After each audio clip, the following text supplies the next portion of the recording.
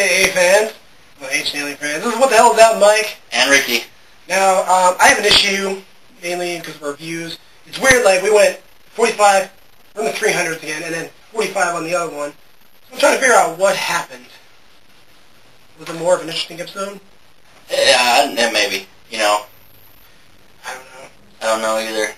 Alright. But as long as we're getting views, it doesn't matter how many, as long as you guys are continuing to watch it and enjoying what we're doing. Exactly. So, we're going to be covering the NASA connection for AA, Book of Secrets, Osiris, Otep, and Biden, or some other name. I couldn't remember it. Yeah. My voice sounds raspy right now because I'm getting over a flu. Blah, blah, blah. Anyway, alright, everyone knows about the moon landing. 1969, Neil Armstrong, Buzz Aldrin, American heroes to land on the moon. Yes, sir, Bob. Story goes, they were just up there to survey the moon, get some moon rock, some debris, plant the American flag. 2 hours on the moon, on camera they were grabbing rocks and debris. Behind the cameras they're saying they were up there to meet the god Osiris and give him offerings, which explains the American flag. Yeah. And they were doing fasting and communion. Yeah, they were doing communion and ceremonies. By the way, who was did they say Neil Armstrong? I think they said was a 33rd degree. Yeah.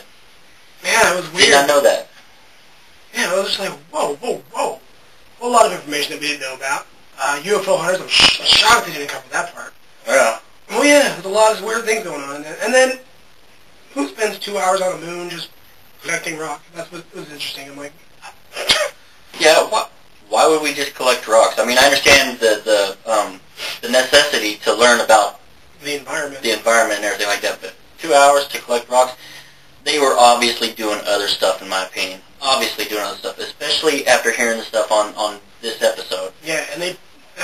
the director at NASA, Farouk Albaz, chose the site, the Sea of Tranquility, which is on almost the dark side of the moon. It chose it because on that specific date, and that specific time, that part of the moon was underneath Orion's belt. Yeah, it lined up perfectly. Yeah, which I just don't understand some things, but there's a lot of things that NASA don't really understand either. Even the people that work at NASA don't understand what's going on. And that goes back to all the early times where everything goes back to freaking Orion's belt. You understand? Mm-hmm. You see that? I mean, yeah, everything.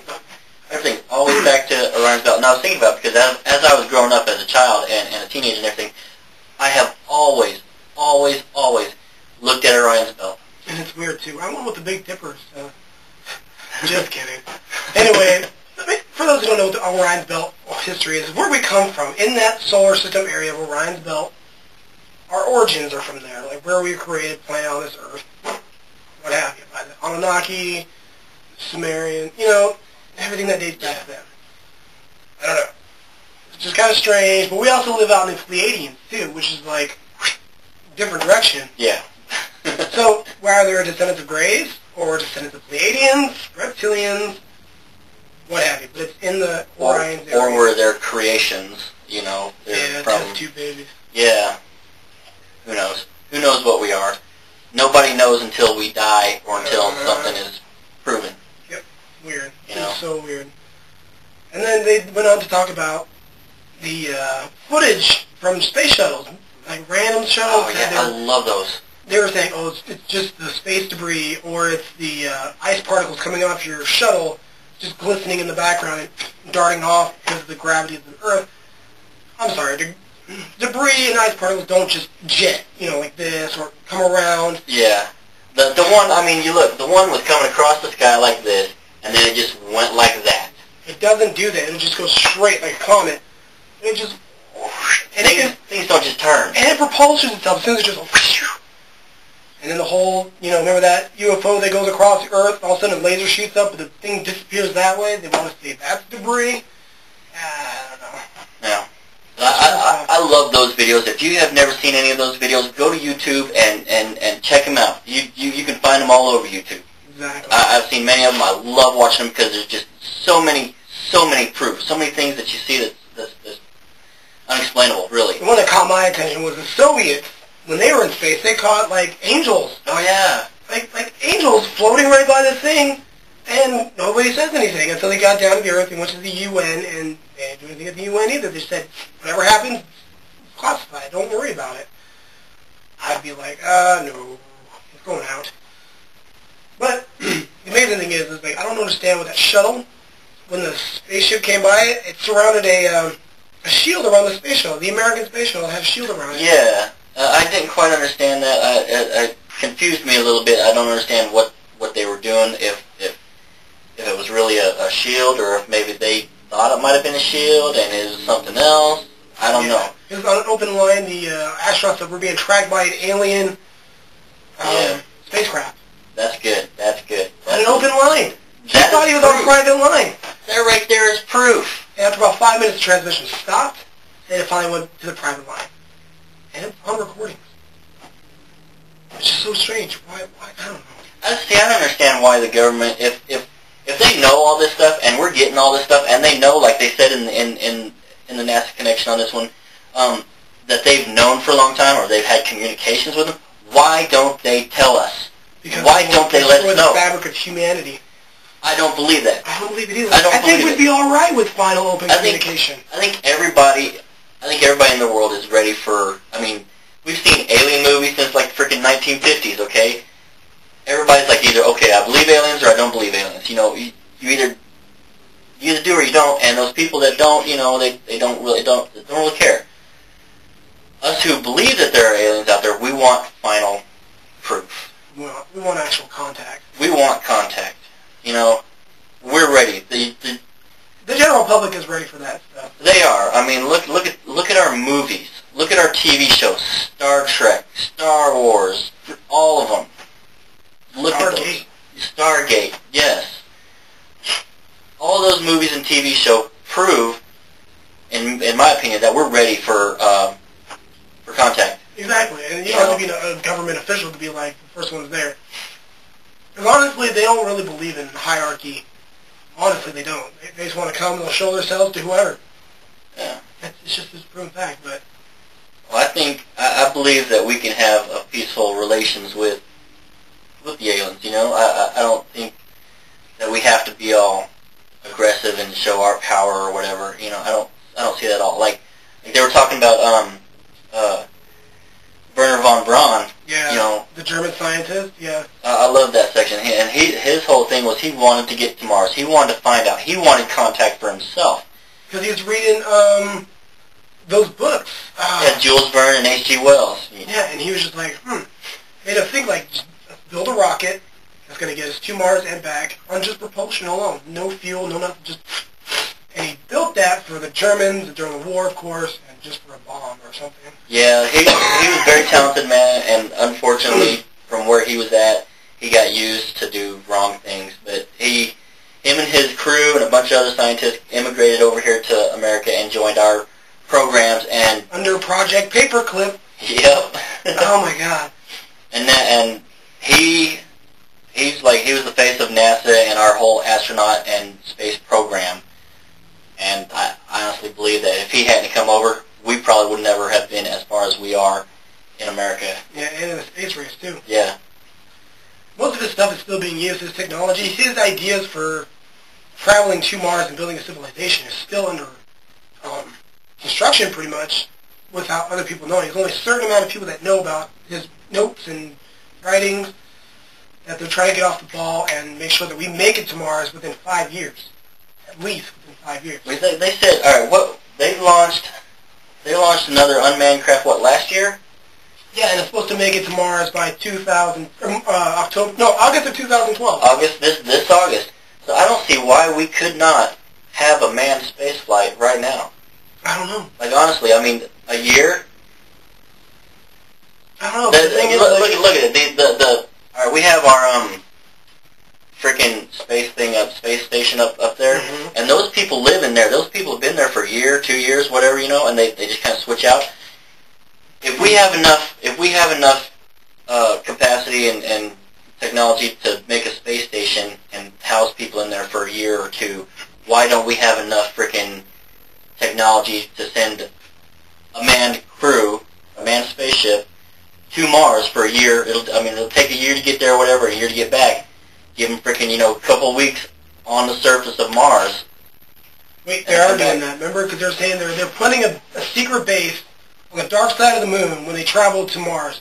They're going to stop there, fuel up, and then just keep traveling back. I think they are doing that. See? With top science. But this new rover they're sending out, it's better than the other two rovers. It's not going to be jammed. It's been tested on many, many terrains, and it's actually going to go deeper underground pretty much to find life. Water, plants, what have you.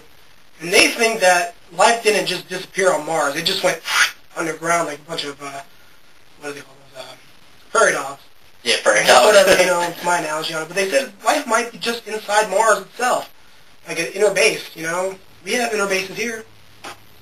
Why not do it on Mars? Yeah, who knows? But, it's just a theory. And then they were talking about Kepler. Yeah. The other planet Earth. Yeah.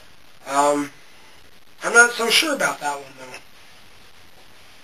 though. It's in the habitable zone, yes. Same time, it could be not our type of planet to go and live on. We would actually have to have... a thick atmosphere. Yeah. We need somebody to send something out that way to even see it, and there's no telling if we could even reach it there and come back with anything, Exactly. And they probably wouldn't be able to land safely. It would get crushed like a can because they said the atmosphere, it might be that thin.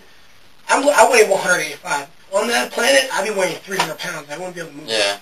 So, it's just debatable. Sorry. I don't know. The Kepler mission... Questionable. Yeah.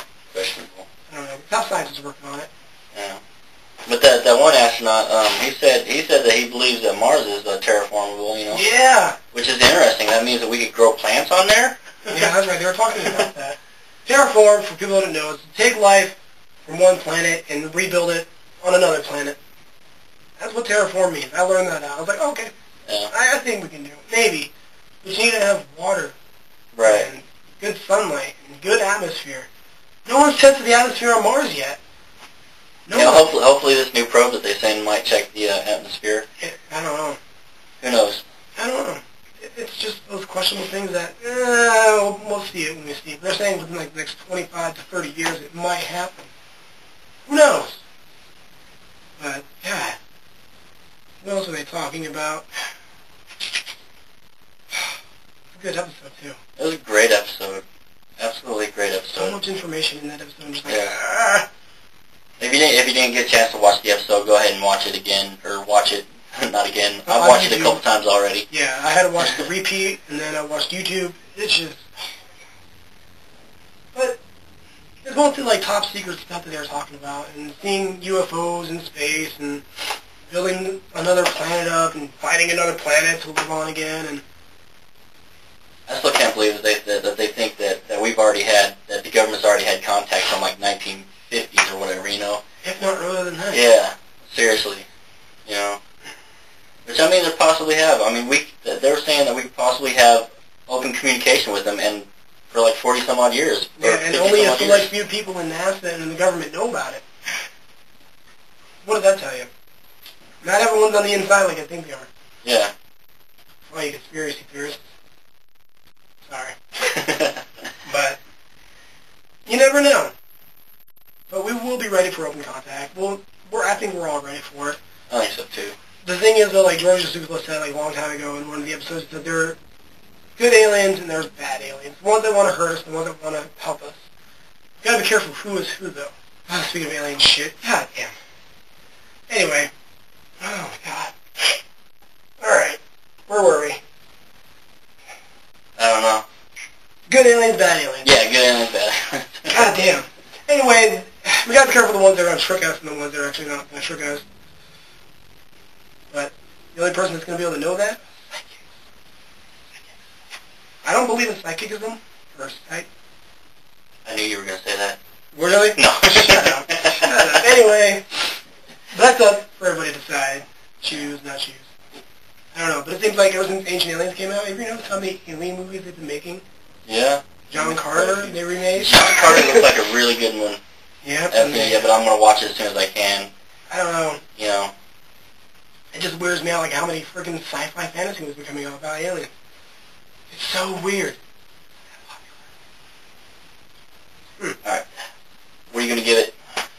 episode, I'm going to give it a good B+. B+? I'm leaning towards like an A. An A? A solid A, actually. I really enjoyed this one a lot. Yeah, I was getting a lot of good information, but like, you know, some things I was just like, oh, I know that, but I didn't know that. Yeah, there was a lot of stuff I knew, but there was a lot of information that was fresh for me. You know? Well, see, because I watch UFO hunters on YouTube like a lot. Yeah. And I'm waiting on Pat Uskert still, but he, God dang, he's still been writing me about show ideas. And I came up with an idea for a show. Instead of UFO hunters, we'll call it UFO hunters. Goddamn, the hunt for UFOs, whatever. But instead of deviling in just eyewitness testimonies, we're going to go into the files. We're going to dig into history instead of just saying, oh, you saw it over there, or we're going to go find it over there. How UFO hunters used to be. He liked the idea. We might actually pitch it. Thinking about it. We got to sit down and talk to him. Cool. Cool, cool. Yeah. Keep me in the loop, buddy. Duh. Of course, as always, on What the Hell Is That, Mike and Ricky. We're going to be here for all that fun stuff. Oh my God, we still have to talk about that guy. Oh, I know. All right, we're gonna, yeah, we'll get to the Postpone him one more time. doomsday prepping and stuff like that. So just hold on, we're working on that one. Exactly. All right, guys. You guys have a great night, great weekend, and enjoy AA and the rest of All Destination Truth this month. Woo! Yep. I'm excited. Let's do it.